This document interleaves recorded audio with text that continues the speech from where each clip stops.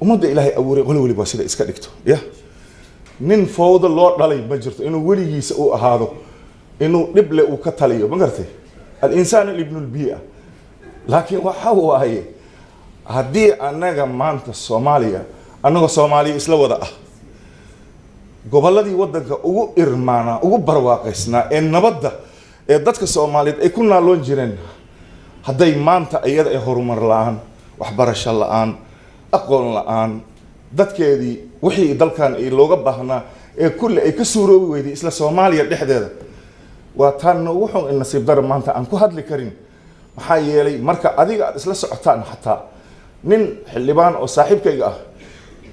wasiirka deegaamadiisa ay ahayd aniga deegaankayga koonfur galbeed ayaan ka soo galay asiga xaq uu ka soo galay markii asiga sida caleentii oo kale isku soo daadanay jaftina laga sii garow ilaa ay qardhe hal isbaar xataa anan oolin anigana babaygi afgo iyo cambi iyo qumbi aan u jeedo tabar aan ku taga aan lahayn ilaa aan ku dhaarish hal dawlad isla sheegan karna tagna laftirkeeda mucjisadeed inaad baartaan loo baahay maxamed siyaad barafuur boo Allah u naxariisto jaamiciyiintu wuu yimaada wuu ka hadal siiyaa hadda kor wuxuu yiri waa inaan wadanka waxa idinka uu soo saar aad jeclataan soo anigu madaxweynihiina ma aha sigaarkan aan cabayo waa kii dalka sigaar ubax la jiro wadanka laga saar jira laakiin odayga baakada leh ubax uu ku soo riday bensel uu cabuhaya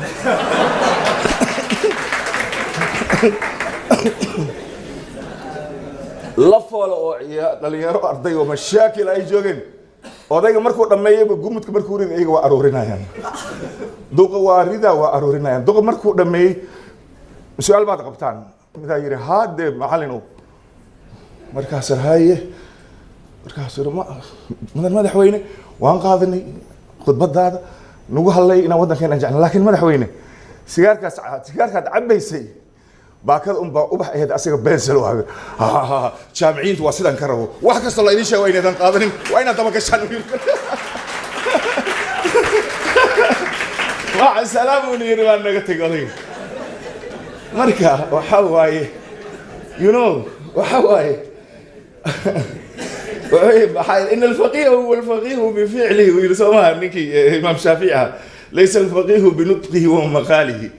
قفك وإنه وح وشيء فعل كيس أديك أتكعب برتأت كدرن قاطته ذن المركز كبعد أي أديك وح وشيء أتقاضى نساء إذنكم حال عالية ما إهدين ذاتك إلهي كراميتهم علم دي وإذنك إنما يخشى الله من عباده العلماء مركا إن رنتي كل إرادة مجالي مركا نوكل واسيد ساعدك أو شيء باب السياسة وأنا كبحيا يو جامعتي ومدة مركان لكشر كأن هاي معلق أنا قل اللي دقيسناي أي موجود إيرا رئيسا إيجيني ساكوده لفتر كي أنت أنا ندق وحسوسين جامعتي ومدة أمرو القيس وكذا بعد دقيقة نبكي ومن ذكرى حبيبي نيجي اهتمام أيام كبحيا لكن وإسك إيرا كلمة صاحب كي برد سلانو إلى السعودية داير من جسو مركان سلانو كالأرض أي أقل الجبسنين والبؤوه لي كلمة أنت مفهوم مرقدي ومبان سوغانتي دي هدنا دب أنت أسكاك لفتي أيات تحيرو خليج فودي أنت كلا صار بحيا من الزهرة من متقالج تقرن ماي نور دالو دغيل عافي ماذا ومركل الدب مكور أنا ومركل الأرض يديني قروح دبناي جامعة دي أمة الصوماليين بس كمركو كر وصوف ولا حمر نحيفتي هذا كر أتكار كيسي هذا مركل معلنا وأن دينا موشن يقيل يمورن يضياطي وحبا أنا نشرين هذا نحتاج دب مو أركي دون تابان ليه